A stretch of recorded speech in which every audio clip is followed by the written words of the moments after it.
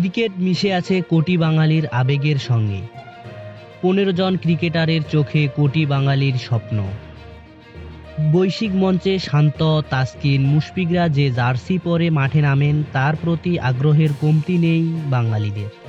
দরজায় কড়া নাড়ছে champions trophy. বেশিরভাগ দল আগেই উন্মোচন করলেও বাংলাদেশ সময় নিয়েছে আসন্ন খেলার জার্সি নিয়ে।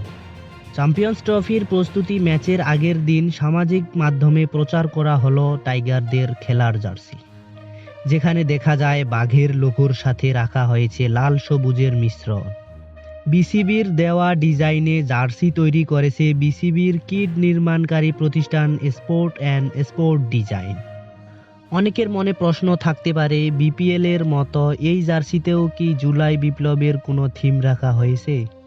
এই নিয়ে স্পোর্ট অ্যান্ড স্পোর্ট ডিজাইনের স্বত্বাধিকারী বলেন যে না, আমরা বিপিএলে যেহেতু রাখছি তাই আমরা এইখানে কিছু নতুন করার চেষ্টা করছি।